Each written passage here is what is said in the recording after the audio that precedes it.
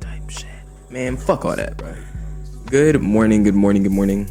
We're back on the charts. Lovely, lovely. Hold on. We're back at it. That's really all I gotta say.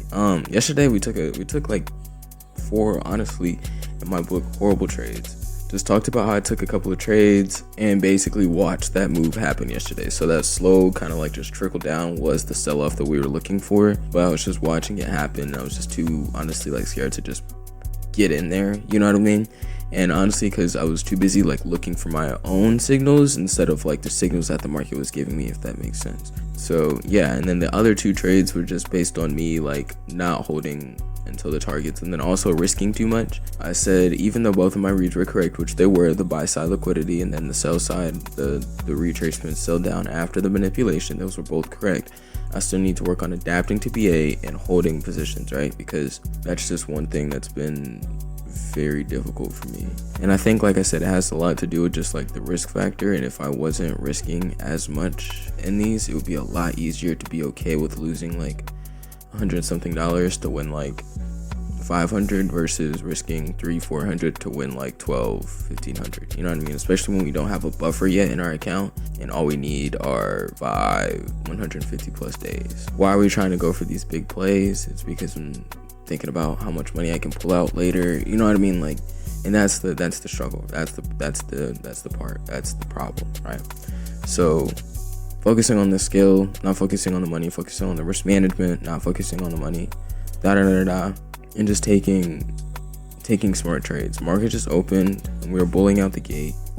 So I said that I didn't really have one, and I'll just go ahead and show you guys the market now, bro. Kind of out the gate, I was expecting the price was sitting up here when I said that. Okay, so when I was talking about it being in a premium, price was sitting up there. So yeah. Anyways, so consolidation period, so I don't really have much of a bias. Gonna look for retraces if we get a strong move at open. That's basically kind of what we're looking for today, is just seeing what the market's gonna give us. But yeah, it doesn't really look like we're gonna come out with much of a direction today anyway.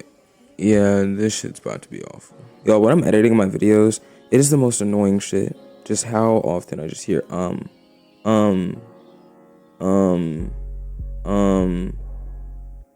like every time. So we really just need to break out of this consolidation here. If we do, use that to target some of these lows down here.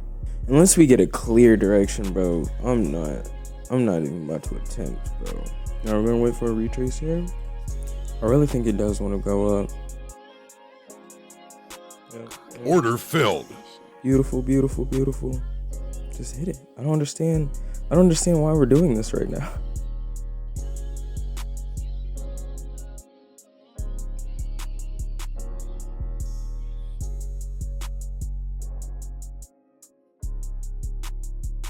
Order filled.